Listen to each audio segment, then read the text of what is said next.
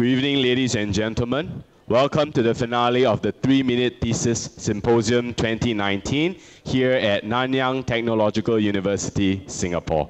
We are very happy to have you here with us tonight, where our 11 finalists will share with you exciting information on their research in a clear, engaging, and jargon-free presentation using just one slide in 3 minutes. I'm sure you are as excited as I am to know more about the ways this research can impact our lives. Who knows, we may even be looking at our next Steve Jobs among us. The competition will commence in a few minutes' time.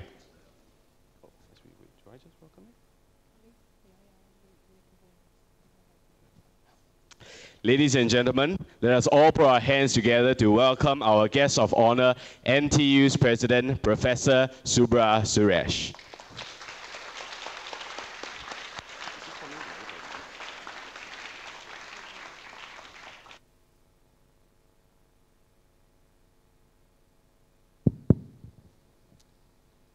Thank you.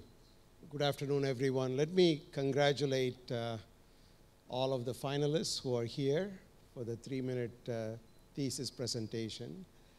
And this year we have more than 50 participants, including today.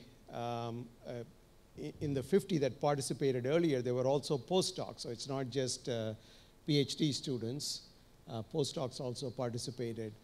It's a wonderful opportunity for the university to encourage PhD students to communicate the significance of the research in a short period of time to a broad audience who are not necessarily experts in their field of work. It's so important. I cannot emphasize why communicating the significance of science to a broad audience is so important. When you finish your PhD and you go on to do bigger and better things, whether you are in research, whether you are in any technical field or professional field, whether you are in social sciences or natural sciences or engineering, you have no choice but to communicate your work to somebody. If you want to do research, you have to write a proposal. You have to convince somebody to give you money. If you work for a company, you have to go convince somebody higher up in your company to support your work. So somebody is going to ask you the question, so what? Why should I give you my money to do your work? So presenting in a short period of time the impact of scientific work or scholarly work in any field of intellectual pursuit is so critical. And in fact, I got a very full appreciation of this. In 2009, about 10 years ago, I was living in Cambridge, Massachusetts, and we had an event organized to commemorate the 40th anniversary of the first human being, Neil Armstrong, landing on moon. So we organized an event. I was a dean of engineering at that time. We organized an event. Neil Armstrong came, and Buzz Aldrin came. And our keynote speaker was, at that time, in his late 80s or early 90s, somebody by the name of Ted Sorensen. Most of you probably have never heard of him. He was the speechwriter to President John F. Kennedy. And we had an opportunity to talk to him. He was very frail. He walked onto the stage, and he gave, when he first came onto the stage, there was a room somewhat bigger than this. The audience thought, we are going to listen to him for 45 minutes. He looks very frail. But once he started to speak, he was quite remarkable. And he gave a brilliant speech. And he talked about what it took President Kennedy to convince Congress, US Congress, to give a lot of money to create the Apollo program to land on the moon before the decade was over. So this was early 1960s, and Neil Armstrong landed on the moon in 1969. So it's a very short period of time. So during the coffee break, I was talking to Mr. Sorensen, who unfortunately passed away some years later. And he was telling us that he had about a week or two to prepare all the documents. And he had about 20 minutes to brief the president. And the president probably had about 5 minutes to get Congress on his side. And this had to be done, which at that time was a lot of money, many billions of dollars. And this was done. It was successfully done. When Mr. Sorensen passed away, there was an obituary in the Boston Globe. And it talked about the 10 most memorable presidential lines of all times for all the US presidents. And 3 of the 10 were written by him, including such famous statements as, "Ask not what your country can do for you, what you can do for your country. We will put man on the moon before the decade is over and bring him home back safely," etc. So I asked him, "Did you write 'Ask not'? Was that your line?" He smiled. He said, "Ask not." That will remain a secret. So I say this because nothing is more important than communication, and nothing is more important than communication in science for a variety of reasons. So let me take that. When I say science, I include social sciences in that as well. I also include all scholarly work, whether it's artistic scholarly work in humanities and other fields. Why is that? Especially at a PhD level, we go deeper and deeper and deeper into a subject. In some fields, there are probably only 10 experts in the world.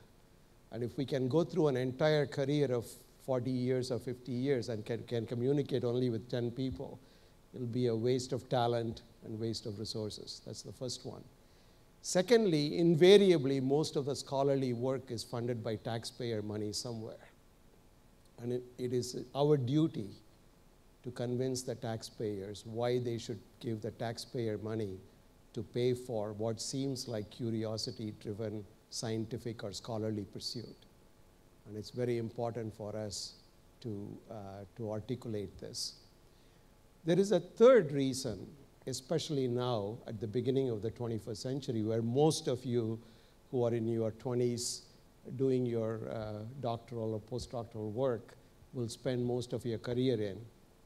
Technology is advancing at such a rapid pace that society's ability to comprehend the impact of technology is extremely limited, and the ability of governments and organizations, policymakers, to create policies and regulations in response to rapidly evolving technology is also quite limited.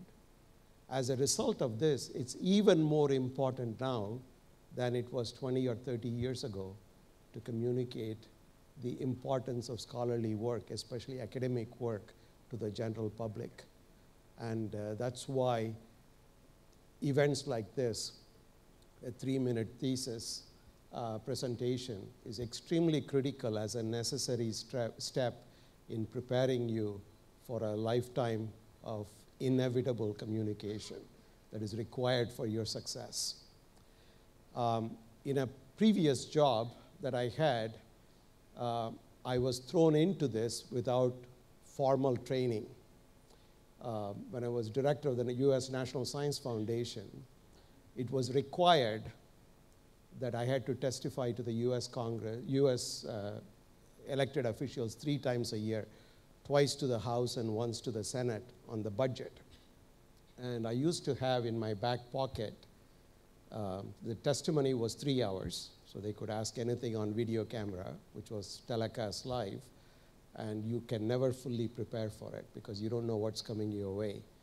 And there are some techniques that you can use to prepare yourself.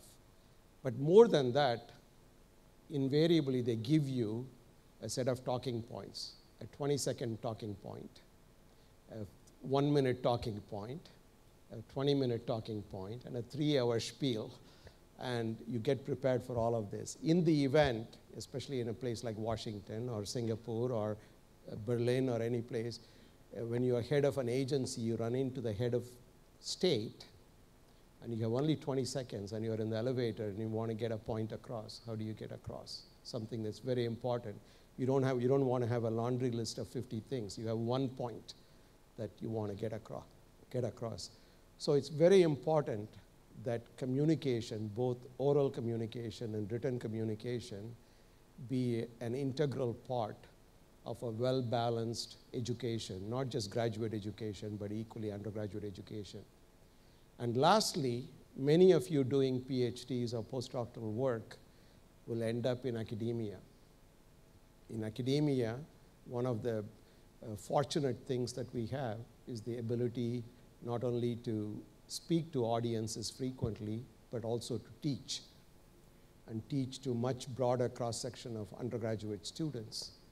And there also communication is extremely important, and communicating very complex ideas in a very simple way to a broad audience is going to be extremely critical.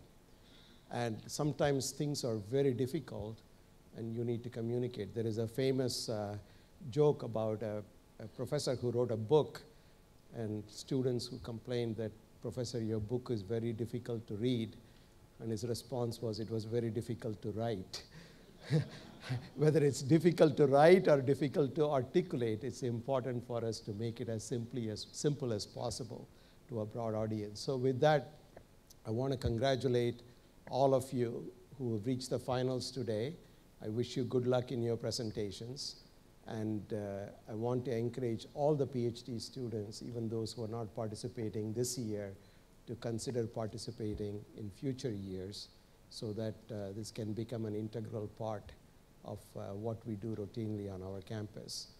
And I'll be remiss if I don't thank Professor Jimmy Shah, our new Dean of the Graduate College, colleagues from our Student Affairs Office, the Graduate Student Association, the TRACS Office, Michael Kaur, and his colleagues in the TRACS Office, which stands for Talent Recruitment and Career Support Office, and many others for all the effort and hard work that has gone into organizing this.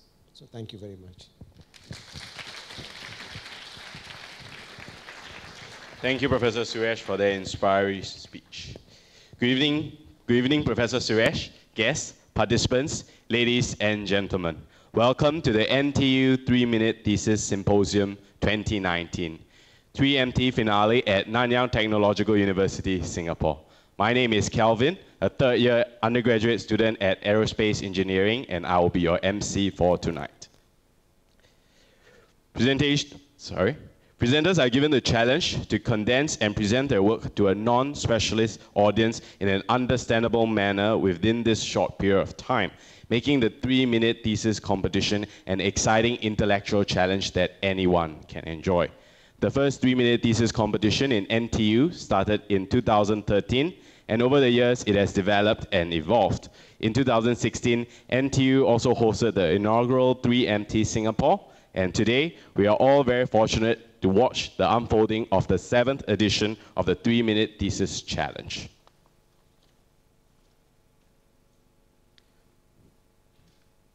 Once again, this event is co-organized by NTU Graduate Student Association, Graduate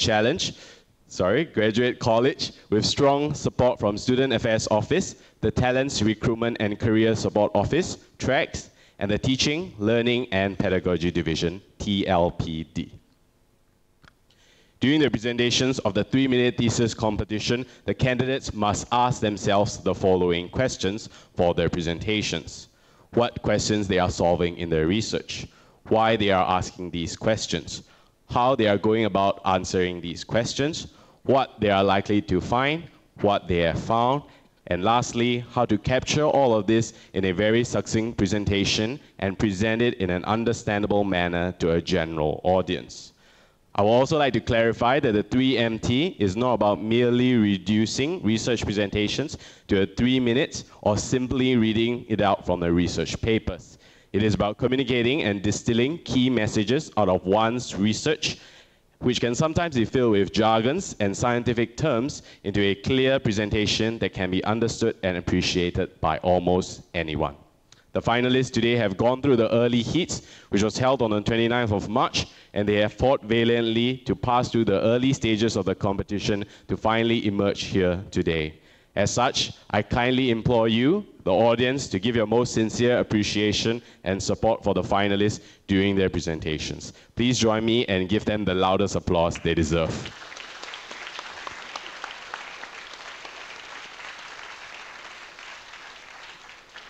Thank you.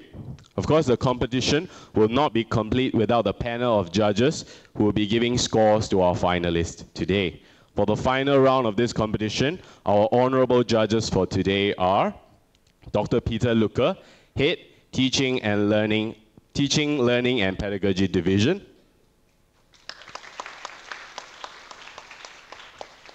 Dr. Mary Ellis, Senior Lecturer, National Institute of Education, Singapore. Associate Professor Stephen Tan, Wee Kim Wee School of Communication and Information. Assistant Professor Melissa Jane Fullwood, Nanyang Assistant Professor, School of Biological Sciences. Associate Professor Tan Hao Xiang, Associate Dean, Communications, College of Science. Dr. Ho Shen Yong, Associate Dean, Academic, College of Science. Associate Professor Farish, S. Rajaratnam School of International Studies, Coordinator of the RSIS Doctoral Program.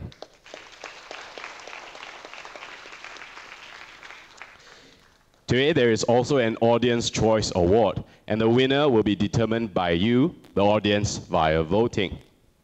Let me go through the voting process before we officially begin. So, when the presenters are presenting, the voting will commence immediately until 30 seconds after the presentation. So these are the steps for voting. Number 1, open any browser. 2, go to slido.com. 3, enter event code #NTU3MT Finale. Now please vote for your favorite presenter, because this is an Audience Choice Award, so we will have a winner who will be walking away with award tonight. Okay, so please vote for your favorite presenter. Let's move on. So here are the basic rules and regulations for today. A single static PowerPoint slide is permitted. No slide transitions, animations, movement, or any descriptions are allowed. The slide is to be presented from the beginning of the oration. No additional electronic media, sound and video files are permitted. No additional props, costumes, musical instruments, laboratory equipment are permitted. Presentations are limited to 3 minutes maximum, and competitors exceeding 3 minutes are disqualified. Presentations are to be spoken word only, no poems, raps, or songs. Presentations are to be commenced from the stage. Presentations are considered to have commenced when a presenter starts a presentation through either movement or speech. The judges will be using the following criteria for scoring our finalists today. 1. Did the presenter provide an understanding of the background to the research questions being addressed and its significance? 2. Did the presenter clearly describe the key results of the research, including conclusions and outcome? 3. Was the thesis topic, key results, and research significance and outcomes communicated in language appropriate to a non-specialist audience? 4. Did the presenter avoid scientific jargon, explain terminology, and provide adequate background information to illustrate points? 5. Did the presenter spend adequate time on each element of the presentation? 6. Did the presenter maintain eye contact with the audience? 7. Did the presenter have sufficient stage presence, vocal range, maintain a steady pace, and have a confident stance? 8. Did the PowerPoint slides enhance the presentation? Was it clear, legible, and concise? Sorry?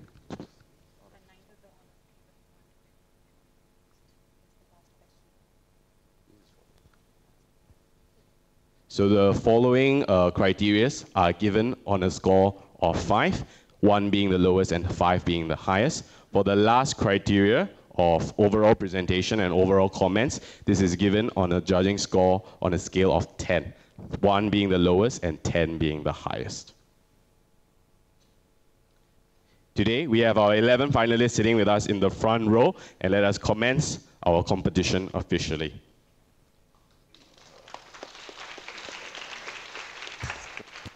Before we officially begin, let me briefly explain how the presentations will proceed. I will introduce you to each of our 11 finalists, and the sequence of the presentations have been decided through lots yesterday. So each of them will have 3 minutes to deliver their speech, and the timer will be placed right in front of them. We will have, so the voting via Slido will begin the moment they start presenting, and it will be open for 30 seconds after the presentation. So you have 3 minutes and 30 seconds to vote for your Audience Choice Award via Slido. Once the participants have presented, please give them a big round of applause. Lastly, I hope everybody is ready for an exciting night, and I would like to wish all the finalists the best of luck for your presentations. Let us commence the competition by welcoming our first finalist. Our first finalist for today is Lendra Putra. As a sportsman, Lendra had dreamed to climb the Mount Everest and to plant the Singapore flag at the North Pole. But he never got to do it because the flight ticket was too expensive. Lendra almost got his flying license, but backed out during the flight test. It was a Boeing aircraft. In his personal life, Lendra has 1 daughter, 1 cat, 1 goldfish, and 1 wife. In his free time, Lendra plays the violin, the cello, and the guitar on his iPad. As a practitioner in the security field, Lendra is very concerned with the safety and security of Singapore. Vice versa, the threat of religious tensions, which has been trending both offline and online. While the events in Christchurch and Sri Lanka have swept every society off guard, Lendra's research is interested in key issues on radicalization and terrorist rehabilitation.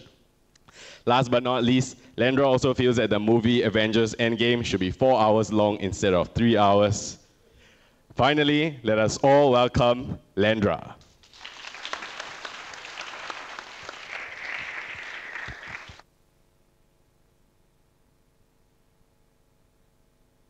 Good evening. It is my pleasure to kick off today's finals. Imagine that you are a security officer in an airport and you see a man carrying a suspicious heavy bag and a child carrying an innocent-looking Avengers lunchbox. Who do you stop? My best bet is you will stop the man. But wait, how many of you here would suspect that the child is actually a terrorist? In 2018, Indonesia witnessed 3 unprecedented terrorist attacks in which 13 suicide bombers and 15 civilians were killed. Why did I say unprecedented? Because this is the first time in this region we have seen terrorist attack using young children. Embarking on a very important mission, my research will explain to you why and how children become terrorists. And also, why, in other words, how did they get brainwashed? I want to highlight 2 things in my research. Firstly, the central role played by women. Mothers are more influential than fathers in persuading the children to become suicide bombers and in transmitting the radical ideology to their kids.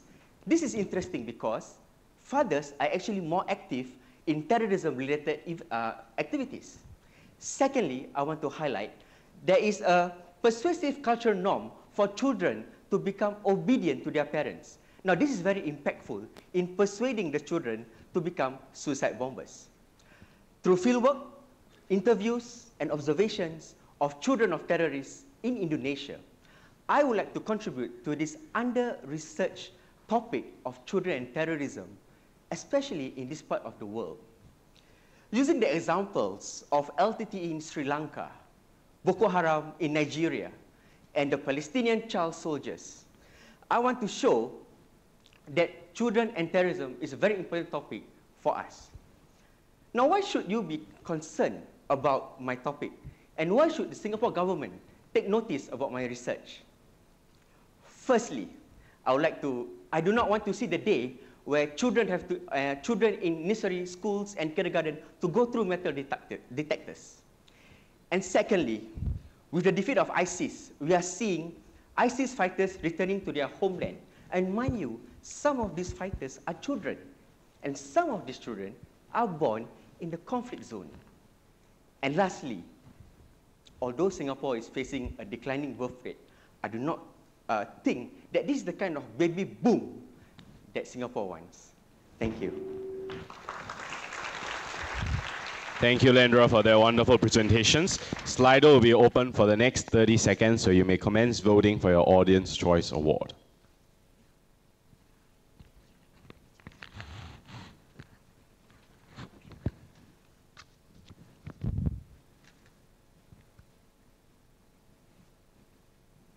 Last 10 seconds.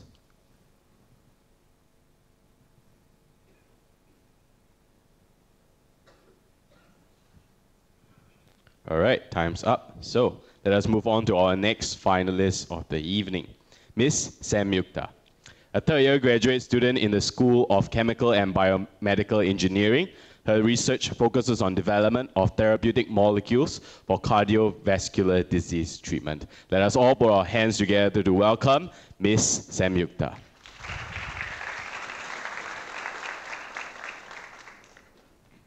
So simply within the duration of my presentation, 3 minutes, 100 people would have died because of a heart attack. So heart diseases are caused because cholesterol, those pesky molecules in fried food and beer, they accumulate in the blood vessels, specifically in the heart. So you can imagine blood vessels like a water hose pipe, where the cholesterol accumulates in the rubber lining of it. As the lining thickens, the water flow will reduce and eventually stop. This is not as damaging in a water hose pipe, but in our body, this could be fatal and causes a heart attack. So if we are diagnosed with such a condition, doctors prescribe us with a drug called statins.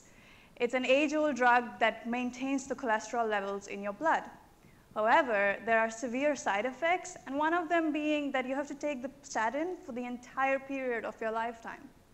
So as an alternative, we propose to use these protein-based nanomachines. They are meant to localize in the region where the cholesterol accumulates in the blood vessel and extract out the cholesterol from that region, thereby aiding to treat the disease. So I like to call them nanomachines because just like a machine, every component has its own unique function. So the surface, on the red and blue regions, we have designed it to have certain peptides and small molecule drugs that have a very high affinity to cholesterol. So they're able to bind to it and extract them or solubilize them out of the region. The size, it's 12 nanometers in size. It is so small that it's able to permeate through the lining and reach the region where the cholesterol is deposited, which has proven to be awfully difficult with most drugs today. And lastly, it's protein-based. Our body contains tens and thousands of proteins, which means that it's well equipped with mechanisms to degrade them. So once these nanomachines fulfill its purpose, they are degraded within the body without needing for additional efflux mechanisms, which helps the toxicity, lower toxicity. So I work with in vitro models where I take heart cells and I load them with excess cholesterol. So we observed a 25% reduction in cholesterol in these heart cells within a 24-hour duration when treated with our nanomachines. And we also saw that the nanomachines have a 3-fold higher affinity to cells with the cholesterol than without, which shows that they also tend to be specific because of the protein nature of it and its cellular interactions. So we are yet to do in vivo models, in mouse and eventually in humans. But we do hope that protein-based nanomachines can be a permanent solution to cardiovascular diseases. And we can reduce those daunting numbers I started off my presentation with. And maybe a little more importantly to some of us, we can have those cheeseburgers and even that pint of beer with a little less guilt and fear that we would ever develop a cardiovascular condition. Thank you. Thank you very much, Ms. Samyukta. Voting via Slido will be open for the next 30 seconds as shown on the timer.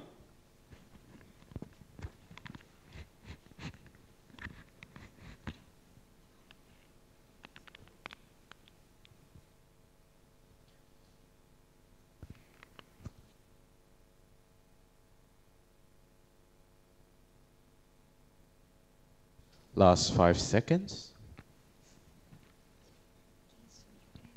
And let us move on to our next finalist of the evening, Ms. Zhang Ruo-Cheng.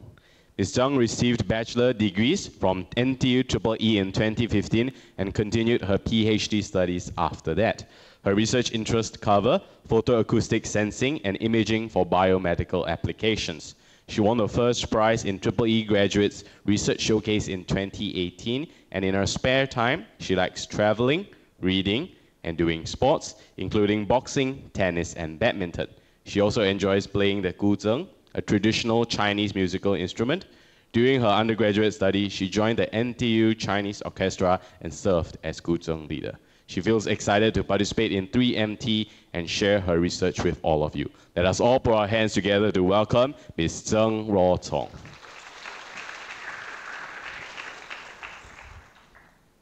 Good evening, everyone.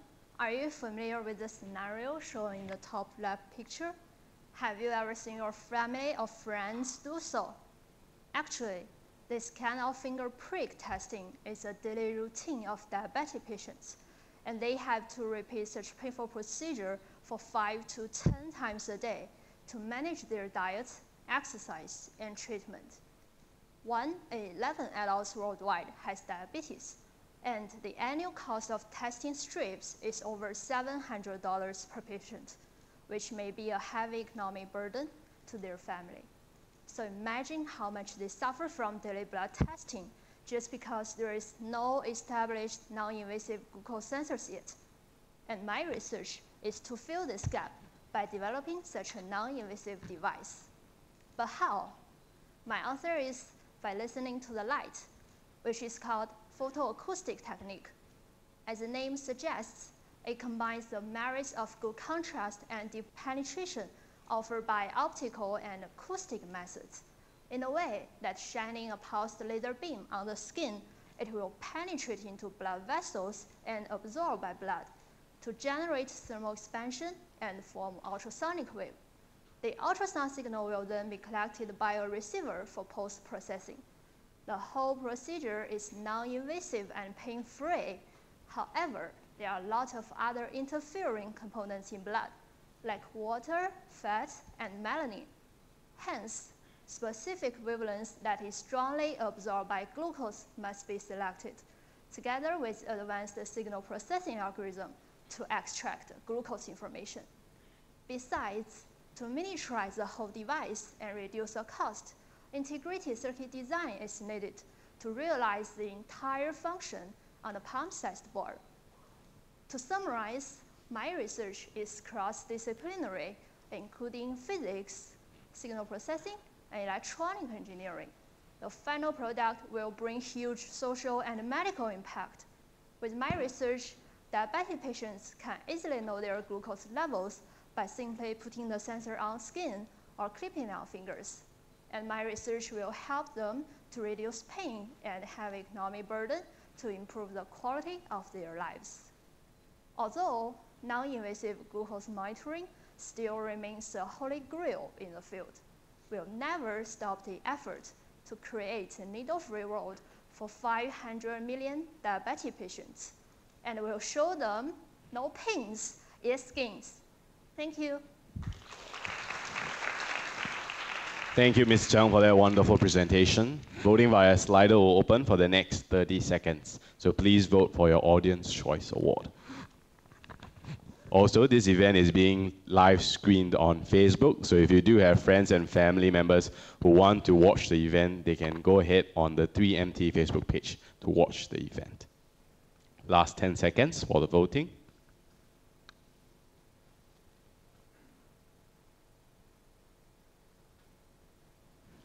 And now the voting is closed. Let us move on to our next participant for the night.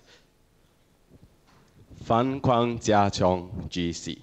Jiachong, GC Fan Kwang, received his bachelor's degree in chemistry and biological chemistry from Nanyang Technological University, 2015, Singapore. He was also awarded the Nanyang's President's Graduate Scholarship and is pursuing a PhD degree in the same department under the supervision of Prof. Sing Yi Ling. He is currently researching on plasmonic choroidosomes, 3D SIRS platforms, and the applications for detections and in situ reactions screenings at the picoliter scale. Let us all put our hands together to welcome Jia Tiong, GC.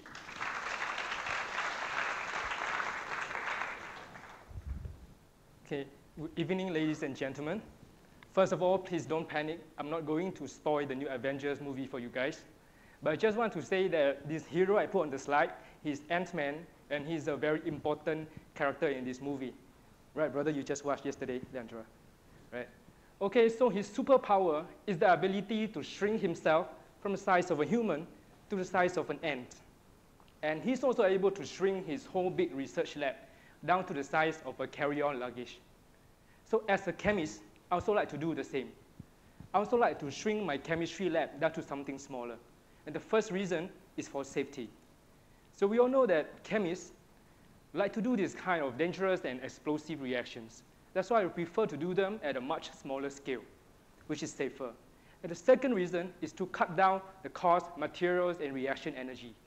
However, the biggest problem is that if the reaction is so small, how do we even know what's going on? How do we even monitor the reaction? So this is when I have my idea about looking at Singapore's very own Merlion. So you know the Merlion, right? It's always spitting out this water thingy.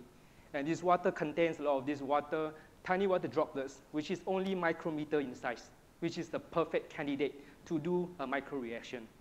So for the first time in the world, we managed to coat plasmonic silver nanoparticles onto the water droplet surface with Pickering emulsification technique. And this picture here, it looks like an infinity stone. But it's actually a water droplet coated with silver particles.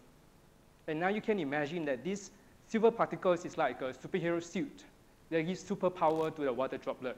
And the superpower here is the plasmonic properties of silver that allows us to use Raman spectroscopy to visualize the molecules as the reaction occurs in real time. And this solves the biggest challenge in reaction monitoring at small scale. And one more important thing is the size of this thing. Each of these droplets is only a few micrometers in diameter. That means in terms of volume, they can reach picoliter scale, which is 12 trillion times smaller than a typical chemical reactor. 12 trillion times. Even Thanos is surprised. So, because they are so small, we only need 0.0001 gram of starting materials to conduct multiple reactions at the same time, all of which are monitorable. So with this, we have created a solutions for scientists to experiment their ideas in a small but safe environment with up to 99.9% reduction in cost, materials, and energy. So with this, we human beings are one step closer to become superheroes. We can snap the finger and change the world. Thank you very much. Thank you, GC, for that very relatable presentation. Voting will commence for the next 30 seconds via Slido.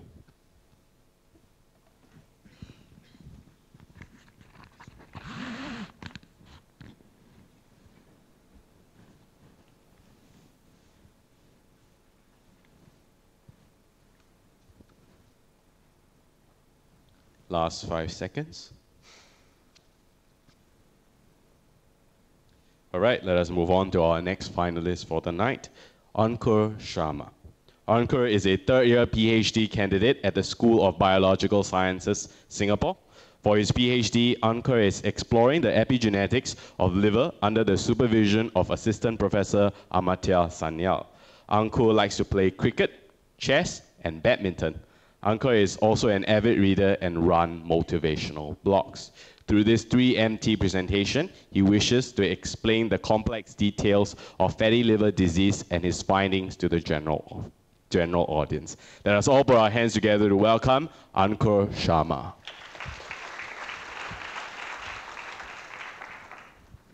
Let's have a quick poll by show of hands.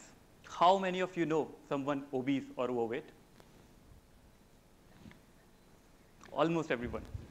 Which is not surprising because according to the World Gastroenterology Organization, there are about 1.5 billion obese people in the world, which accounts for 20% of the human population, or every 1 out of 5 individual is obese. 90% of this obese population is suffering from a silent killer, fatty liver disease. a condition where excess of fats are accumulated inside the liver. Fatty liver disease is the most abundant liver disease across the planet. And once the patient reaches the advanced stage, the only hope is a liver transplant from a matching donor. This is due to the fact that we have no biomarkers for the disease detection and progression. We have limited knowledge for the disease mechanism, and we have no therapy to fight the fatty liver. But the story is not so dark and gloomy, because that's where my research steps in. Let me tell you how. Usually, our cells have 2 copies of genetic material or DNA, and that's why they are called diploid or 2N, where N denotes the amount of DNA inside a cell. But liver is special. Apart from the usual 2N cells, liver has cells which have 4 copies and 8 copies of DNA, and that's why they are called 4N and 8N respectively. But nobody knows why liver has all these cell populations. So I collected these cells, studied them, and I found that each population of 2N, 4N, and 8N is doing a particular function inside the liver. Moreover, the ratio of 2N, 4N, and 8N is very crucial, and any change in this ratio will lead to liver diseases. For example, fatty liver disease, where the ratio of 8N cells increases tremendously. So after sacrificing 1,232 mice and analyzing the data of 32 terabytes, I have found the biomarker for the fatty liver disease detection and progression.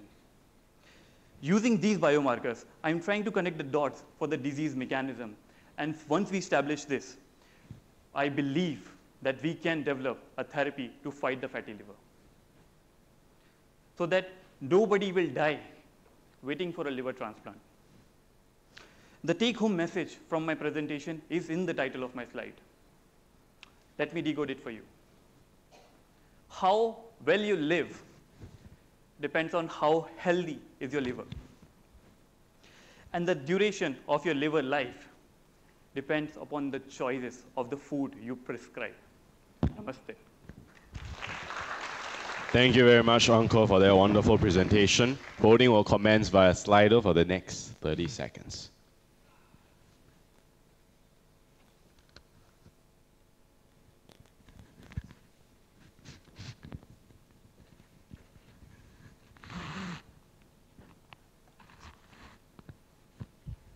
Last 10 seconds.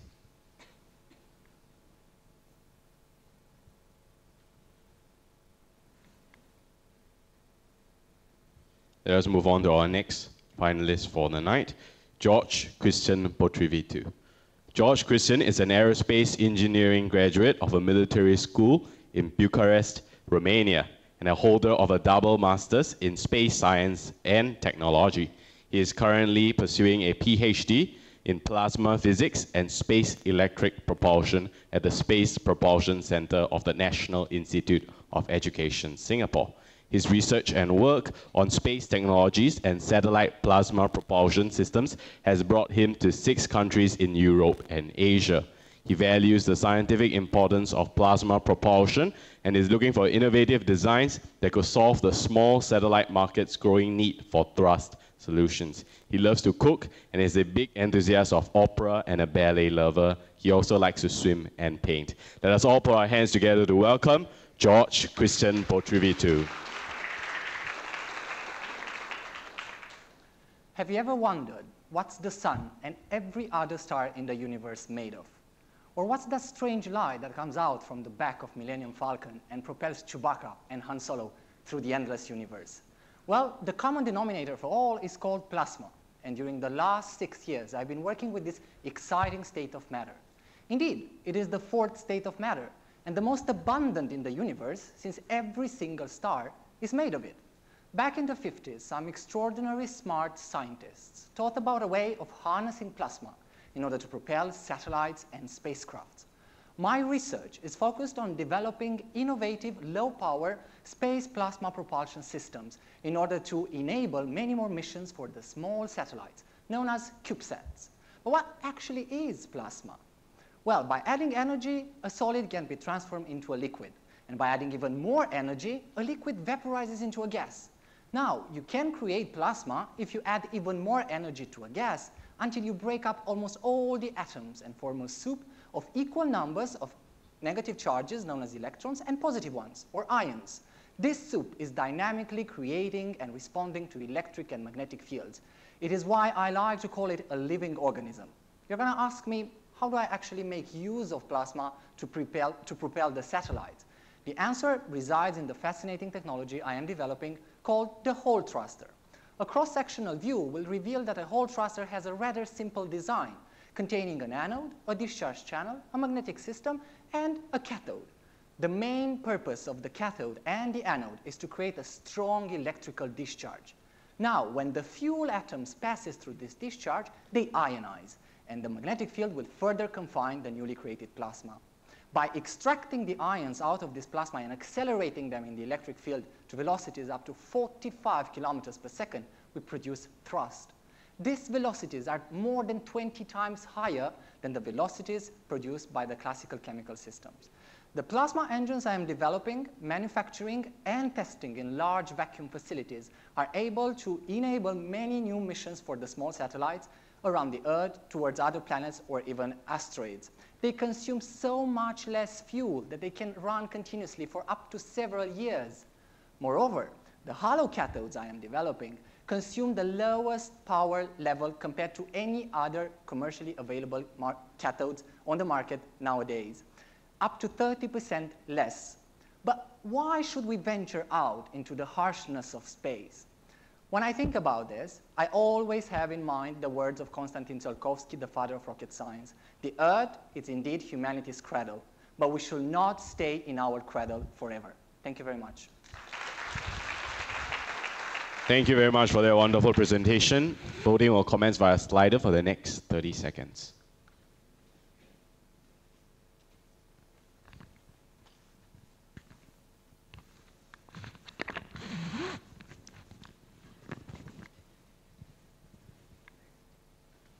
Last 10 seconds.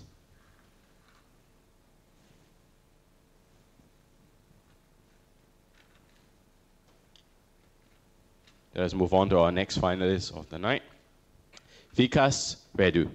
Vikas is a third-year PhD student at SCBE under Prof. Wan Singh's research group. His research revolves around developing transition metal-based molecular catalysts for electrocatalytic reduction of carbon dioxide. He has been a marathoner and an endurance cyclist over the last 6 years, and traveling and exploring nearby countries is something he loves to do whenever he gets the opportunity. Let us all put our hands together to welcome Vikas Reddu.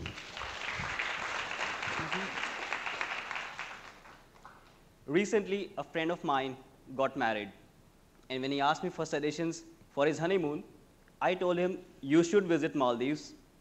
Well, it's beautiful, it's romantic, but the main reason is it may not exist in the near future.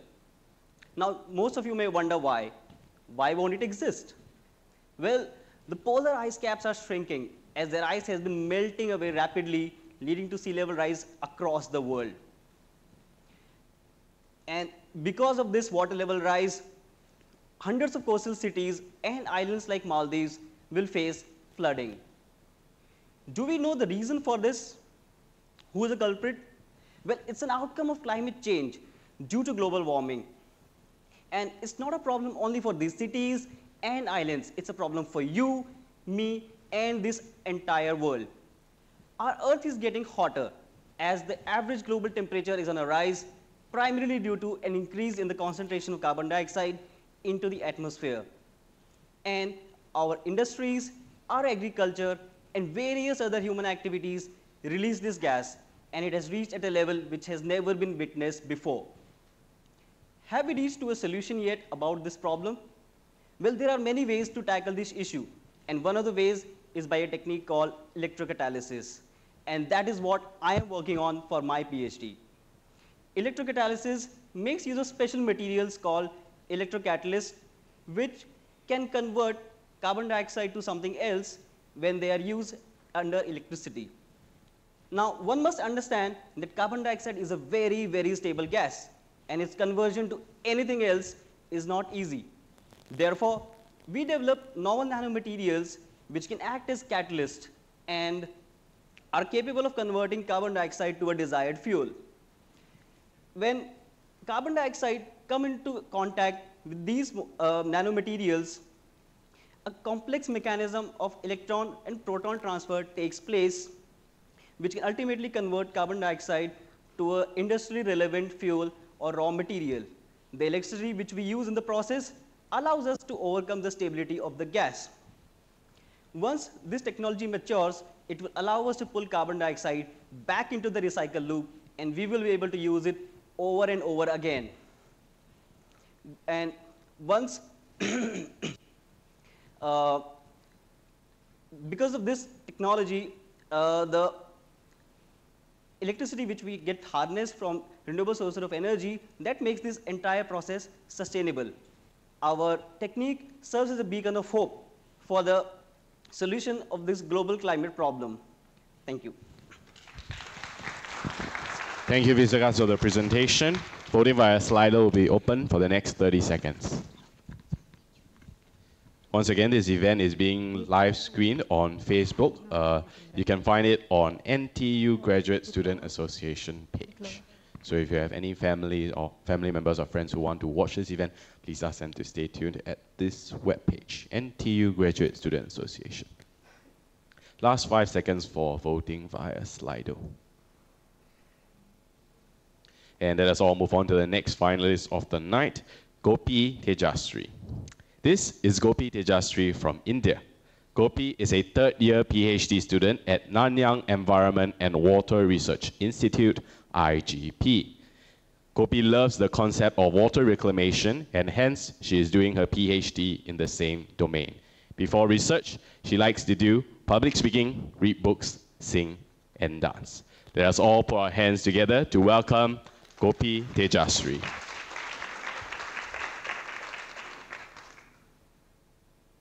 Imagine you are all thirsty, but the quantity of water available is just enough to quench the thirst of half of you.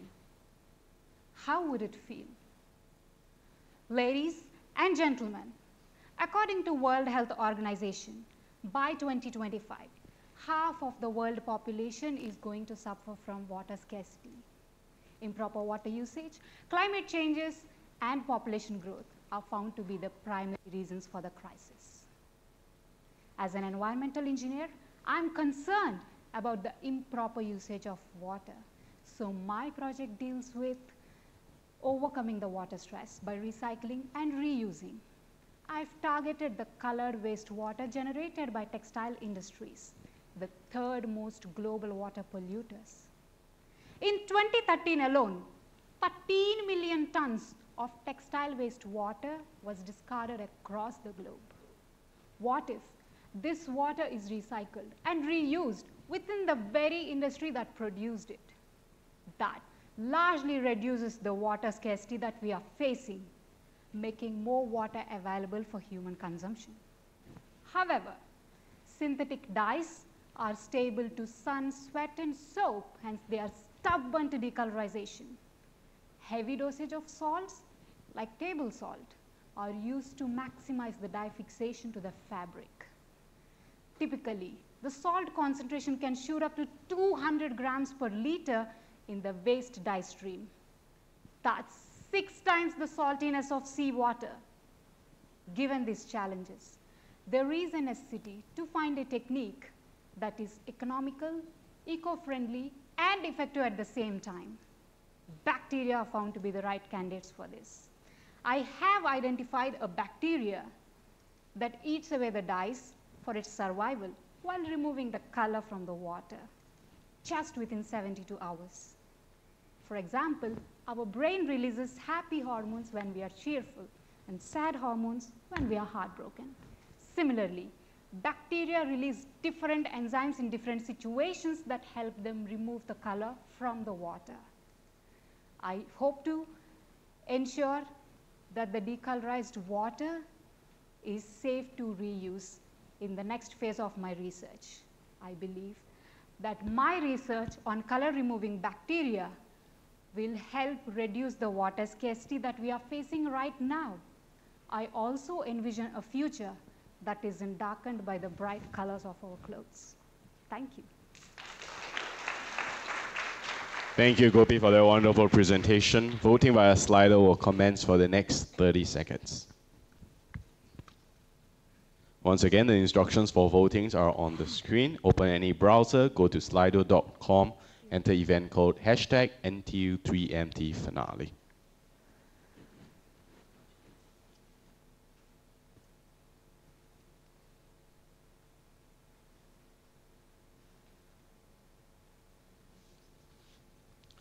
Let us move on to our next finalist of the night, Natalia Canijo. Natalia Canijo is a PhD student at S. Rajaratnam School of International Studies, RSIS NTU. Her dissertation focuses on the colonial construction of Jammu and Kashmir and the ways in which this construction impacts the region till date. Her academic interest includes post-colonialism, historical materialism, and political science. Prior to joining RSIS, she was a student of English literature and a professional tennis player.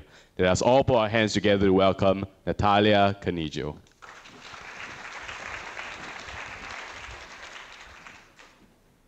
A little while ago, India and Pakistan had a skirmish over Kashmir.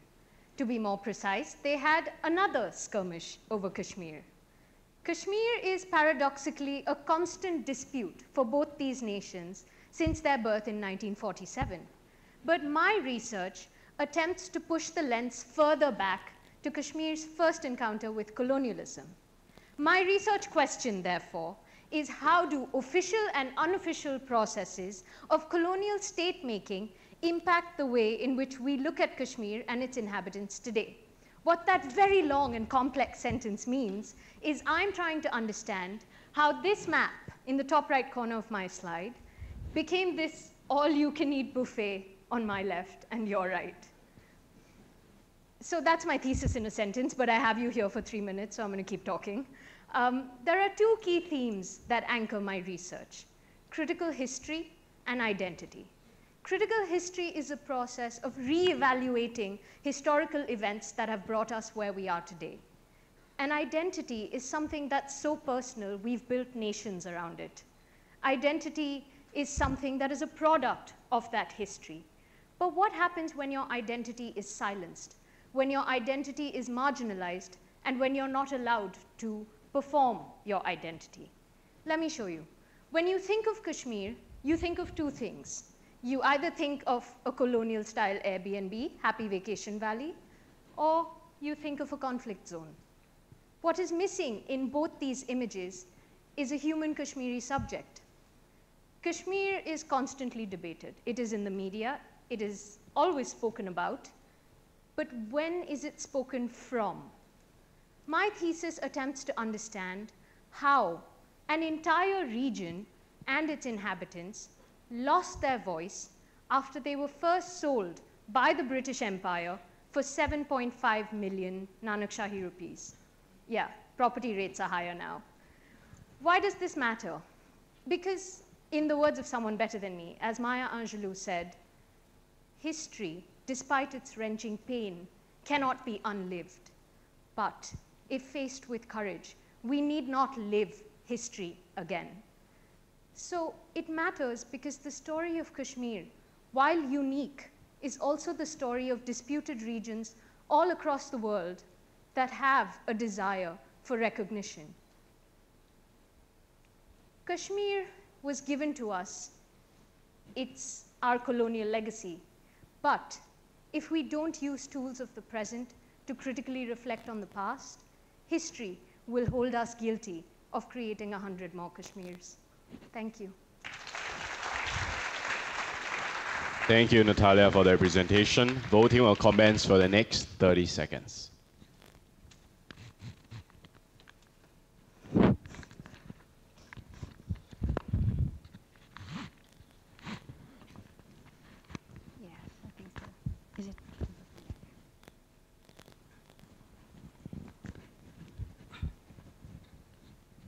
Last 5 seconds.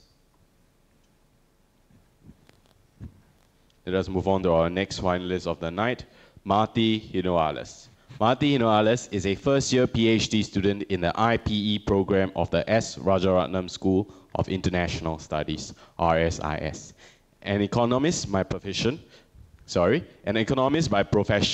Marty's research interest includes emerging risks to Asian economic growth from geopolitics and global integration, as well as the political forces that shape the region's financial markets.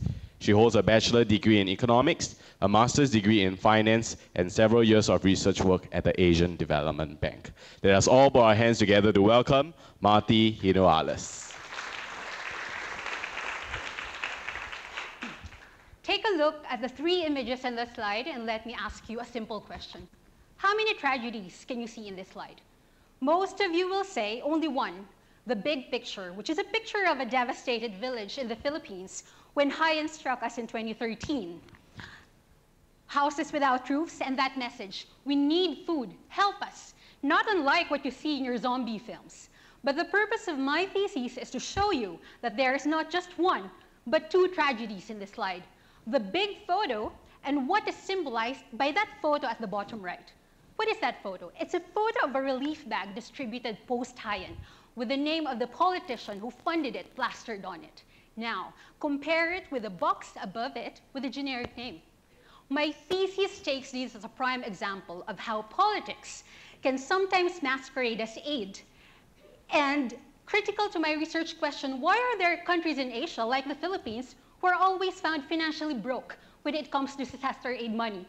My research says beyond economics and finance, look at politics and its ability to hostage disaster aid. It dares us to find solutions that clearly take into account how a country's politics, actors, institutions, regional ties, even foreign aid, can combine and distort leaders' choices when planning disaster aid, especially when the best choices can take away power and electoral benefits. Think of it this way. Why are there countries in Asia, like the Philippines, who are so focused in giving that kind of personalized aid relief? Why are there countries that are so averse in insuring against disasters in advance, something that Japan does and clearly benefits from? Well, sad to say, that kind of personalized aid relief, though costlier in the long run, gives political benefits, good news coverage that makes people remember who to vote for in the next elections. For me, that is the worst tragedy, the double tragedy of disasters in third world Asian countries. What I hope to say is that yes, politics can fall short of public service, and political factors form a major part of the problem why we are always underprepared. How we unravel these forces and prepare better is important because in 10 years, 40% of Asia's losses from disasters will be coming from these countries where we live, in our cities and backyards. Let me end this by saying that while my research cannot stop another disaster from hitting Philippines or Southeast Asia, I am optimistic that researches like this can change the way we approach financing disaster aid and reduce opportunities where politics can hostage aid. Thank you. Thank you very much for the presentation, Marty. Voting will commence for the next 30 seconds via Slido.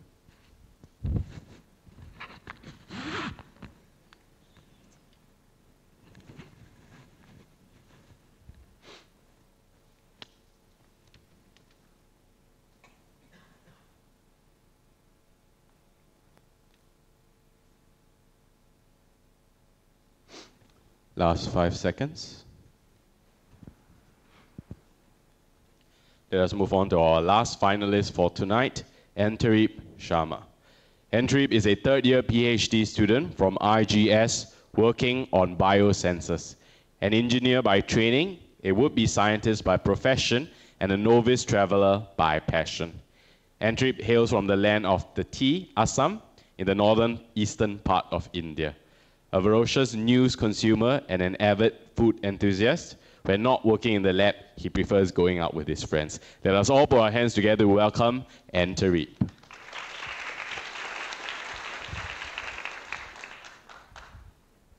There are 300 people in this room. What if I tell you that almost 30 of you might develop some form of terminal disease by the age of 60? Worse, what if I tell you that almost half of this number might not even realize till the disease reaches an advanced stage. And the worst part, this is not fiction. It's a true story across the world. There are millions of people out there who suffer from serious diseases and are yet to realize, because they are either ignorant or they are poor, that there is something wrong. The cost of treatment and the complications in the body increase exponentially if a disease is treated at its later stages. This is where early diagnosis comes into play. And my research is on point-of-care testing, or POCT. POCT is a simple device which can carry to a patient and can give you the diagnosis of a disease not in days, not in hours, but in only a few minutes. A POCT has a lot of advantages. And my research is to build one such POCT for a substance called growth hormone, or GH. GH is a unique substance. It helps you build your muscles, grow your bones, and burn your fats. But too much of GH in the body causes a condition called acromegaly, commonly known as gigantism. Gigantism is a dangerous condition.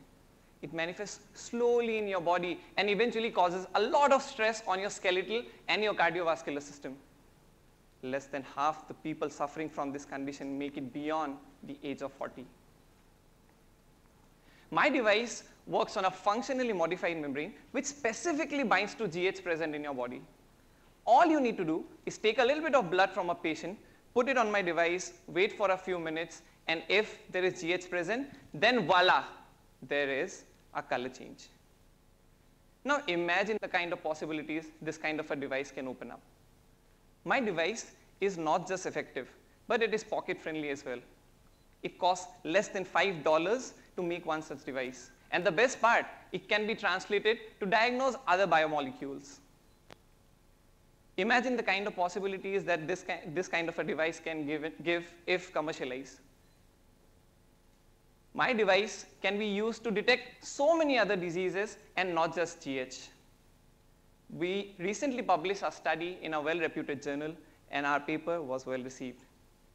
We are yet to validate our results with clinical samples, but once we do, I strongly believe that we can change the way we look at current day diagnostics and fundamentally change the diagnostic processes behave in today's world and help all those people out there who are yet to realize that they are seriously sick. Thank you so much. Thank you, Andrew, for that wonderful presentation. Voting will commence via Slido for the next 30 seconds.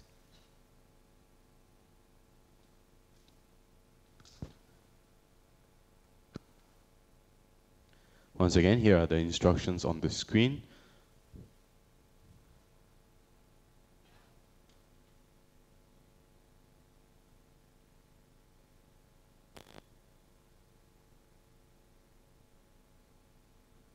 And that will be all. We have come to the end of the presentations for the evening.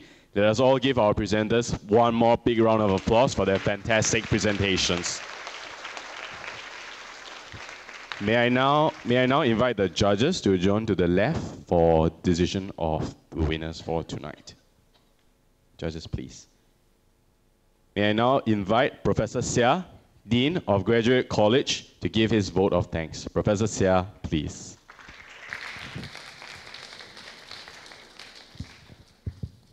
Thank you very much. As they retreat, as the judges retreat to their secret room or separate room to deliver the final winners, let's give them another round of applause. Okay.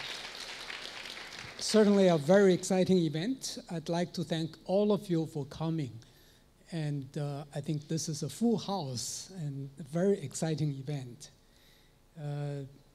As President Suresh mentioned earlier, communications is critically important for our graduate students, for NTU, and for your future career. And in fact, it's important not just for the speechwriters of John F. Kennedy, it's for every single person who's trying to convince your next door neighbor that you're right, she is wrong, or you're right, he is wrong, right? So getting training in this area is important. So I'd like to take this opportunity to announce or repeat an announcement that the Graduate College has established a compulsory communications program that would require all PhD students to have this communications and English writing requirement fulfilled before they graduate. Okay. I think one of the components of this requirement is this 3 minutes thesis presentation.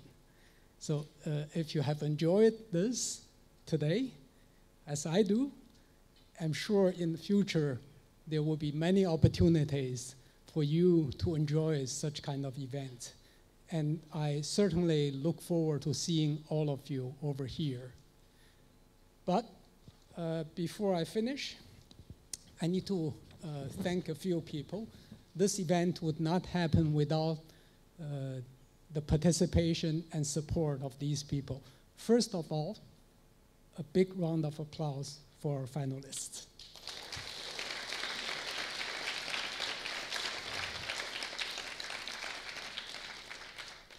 Great job, guys. And you should all be very proud of yourselves. Okay. And let's give our MC a round of applause, Calvin.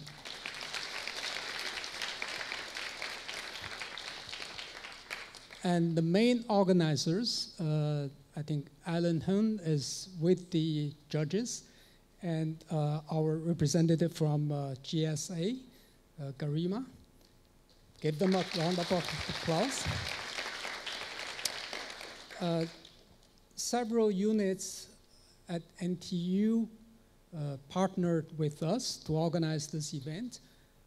As President Suresh mentioned, that this is the first year our postdocs actually participated in the preliminary heats. And that elevated the level of presentation significantly. So I'd like to thank the TRACS office, Professor Michael Kaur, for your support, and the Student Affairs office. Thank you very much, Allison. And certainly the Division of Teaching, Learning, and Pedagogy from the Provost's office. Finally, let's put our hands together to thank President Suresh. Thank you very much, Suga. Let me hand back. I was told there are some other activities. Okay? I'll give the microphone back.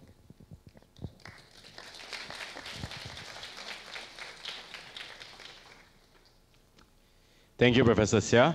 Today we have the winner of NTU 3-Minute Thesis Competition 2018, Ms. Pallavi Mohan, who has graciously agreed to share her experiences of her journey of 3MT. May I now invite last year's winner of 3-Minute Thesis Competition, Ms. Pallavi Mohan. Hello. Good evening, everybody. Okay, the last time I was here, I was way more nervous than this as a finalist. To start off, all of you were excellent, excellent. I hope all of you get prizes, all of you win. And congratulations to the postdocs who've already won. I believe their prize giving would be after this. So last July, I remember wanting to actually take part in 3MT every year after I came. So this has been going on for a few years. But something stopped me though. You know, I used to think that my research was not important enough. My friends used to urge me to take part, and I'd be like, why would anyone want to know what I'm doing in lab? I mean, why would any of you be interested in knowing about my user studies and all of that stuff, all of that boring stuff that I do in lab? And then I realized the point of it. I started to take a step back and look at my research, because quite often in research, you're so focused on solving a very small, micro problems for many, many years that you're quite you lose picture of the bigger problem that you're trying to solve. You're so focused on the technicalities of it that you forget why it was important in the first place. So I tried to take a step back and look at my research. So I took a step back, and then another, and then another, and then I saw it. I saw the bigger problem that I was trying to solve, and I saw exactly where my research fitted in. And then I knew what story I needed to tell my audience to convince them that my research was important. So then the cycle started. I applied for 3MT. It was the day of the heats, and I was all prepared. I came up with this amazing story about going to outer space. Actually, my thesis was on interactions in VR. You would think they aren't related, but they are. And I started talking about the story about going to outer space, and it all went well, and it was time for me to speak about this huge gap in the research, and this is where my super important research comes in, walks in, fills the gap, closes the problem, story ends. But I told everybody the story, but when it came to presenting my research, I froze. This was during the heats. I froze for a whole 20 seconds. I thought that was it, and 20 seconds is very long when you have only 3 minutes to convince your audience.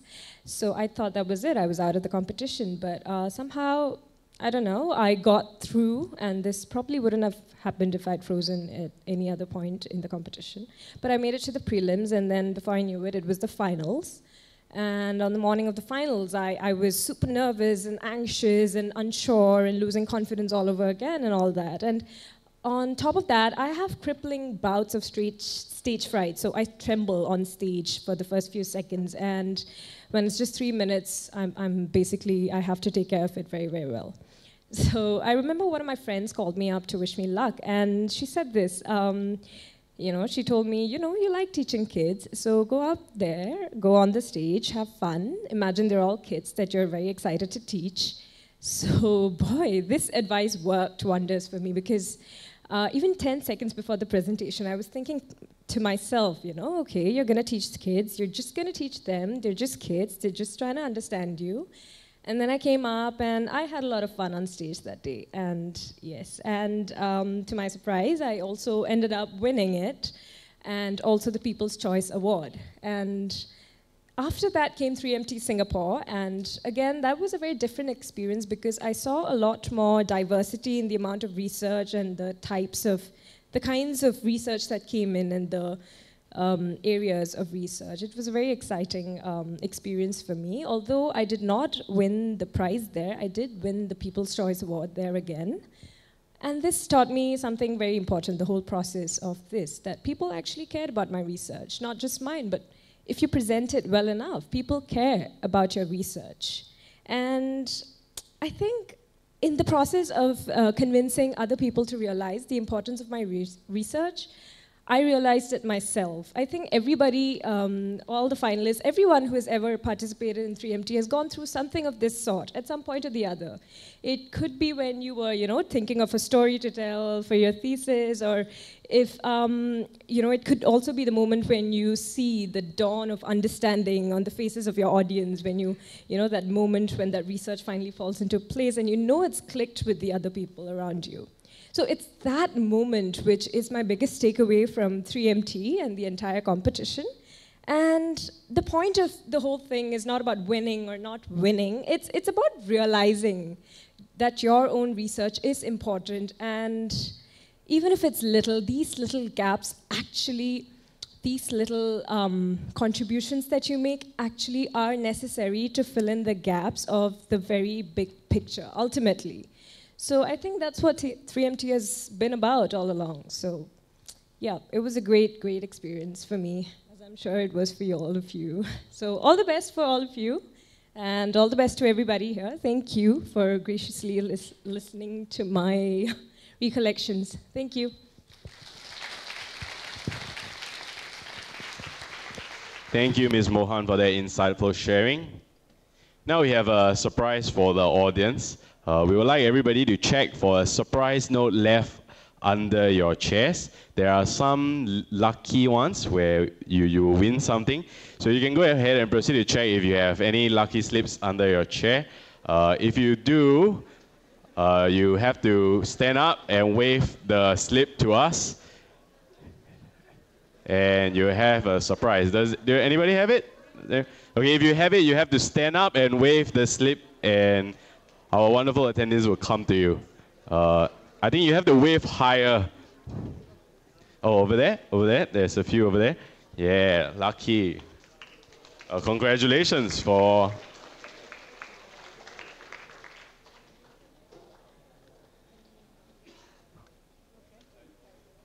how many of you are there? So anybody else? Lucky slip? All right, we have one more over there.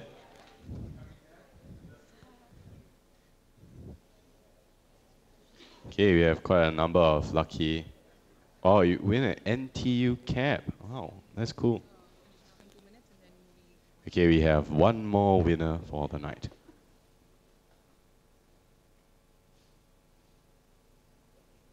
Congratulations to the lucky one. You're walking away with a NTU cap. Does anybody still have a lucky slip? Nope. Okay, so that will be all. Congratulations to the winners.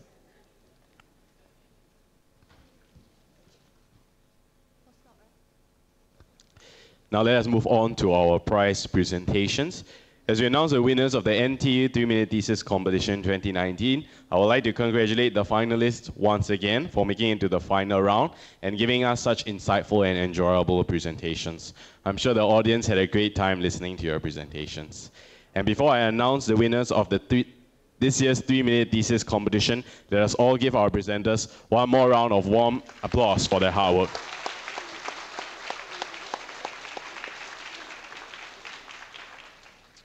Firstly, we will be presenting the awards for the postdoc category of the 3-Minute Thesis Competition. This was held on 29th March.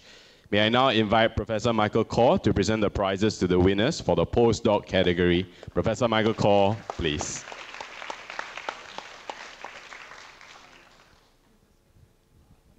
The second runner-up goes to Dr. Lashmi Narayan from School of Mechanical and Aerospace Engineering.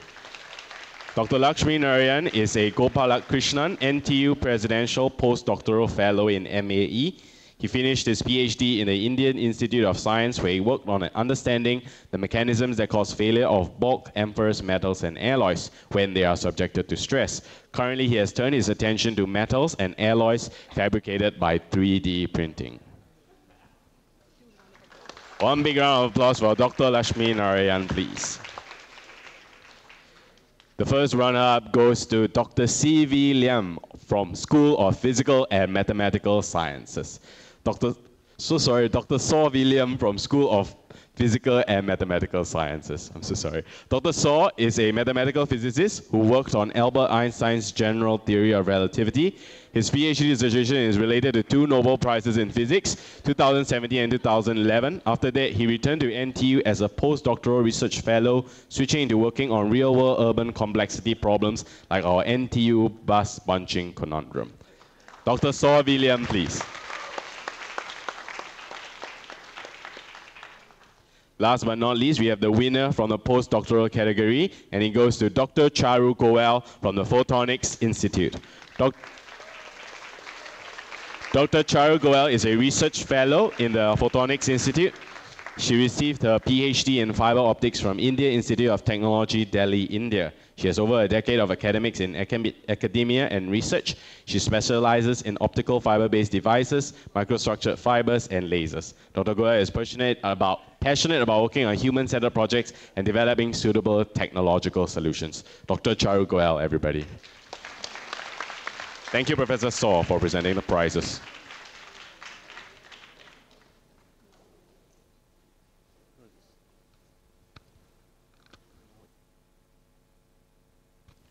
All right, so the audience, all of you, have voted for your favorite presenters, and now we will present the Audience Choice Award.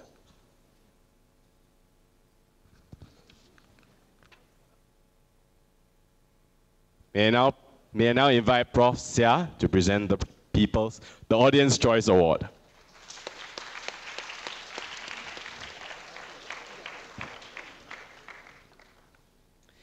And for the 3-Minute Thesis Competition 2019, the Audience Choice Award goes to, drumroll please, Ms. Gopi Tejasri.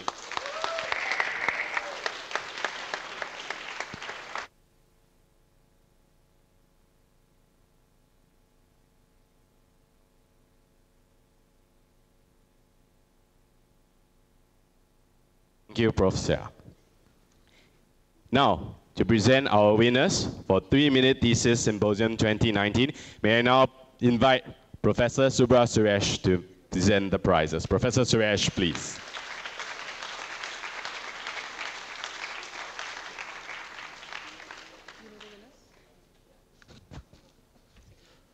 First is our second runner-up for the 3-Minute Thesis Symposium 2019.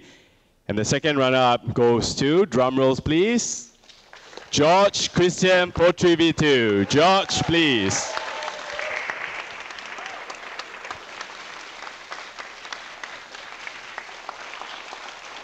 Congratulations.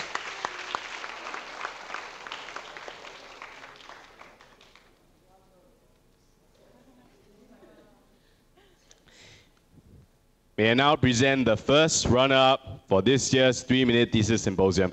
And the first runner-up goes to Natalia Canijo.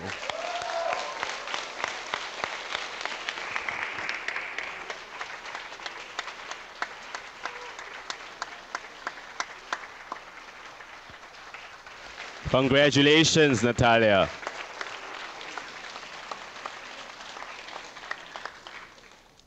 May I now present the overall winner of NTU 3-Minute Thesis Symposium 2019.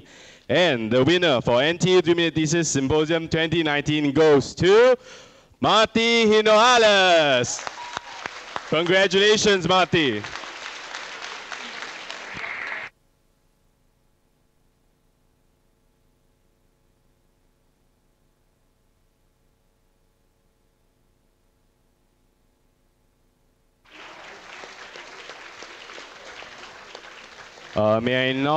May I now request the winners and Professor Suresh to stay on the stage.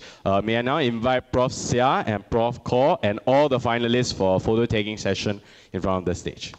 Everybody please, thank you. All the finalists. All the finalists. Yes, all 11 of you.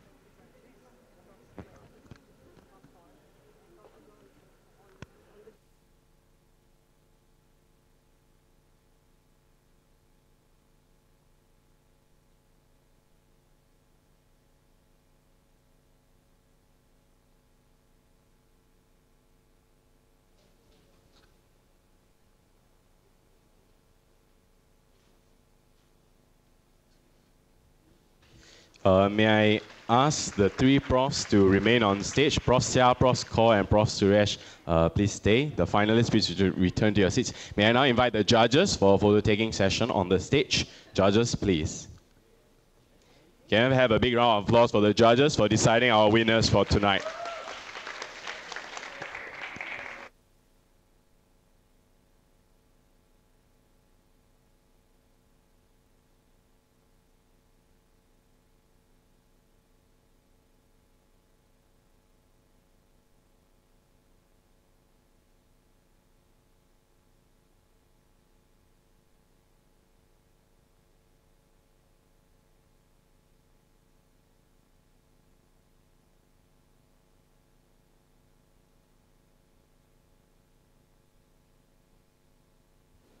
Thank you very much, Prof. Sia, Prof. Kaur, and Prof. Suresh, and the judges.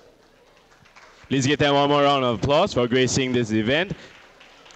And thank you, Professor Suresh, for presenting the prizes for the winners. The three winners for tonight will represent NTU at 3MT Singapore. The presenters for today have done a tremendously good job in making their complex research work into understandable presentations that can be appreciated by the general audience, and I believe every one of them deserve one final applause. So finalists, please. Congratulations to the winner and good job to your finalists.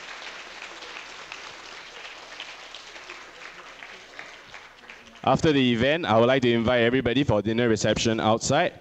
And there's a few groups of people that we would like to thank before the conclusion of the event. Firstly, we would like to thank our guest of honor, Professor Suresh, for gracing the event.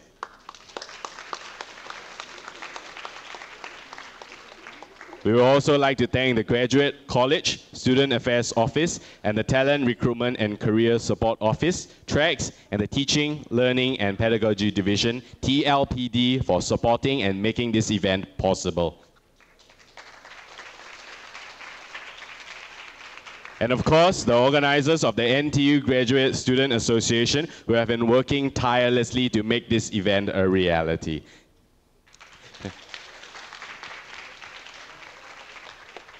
Last but not least, we have come to the end of the event for tonight.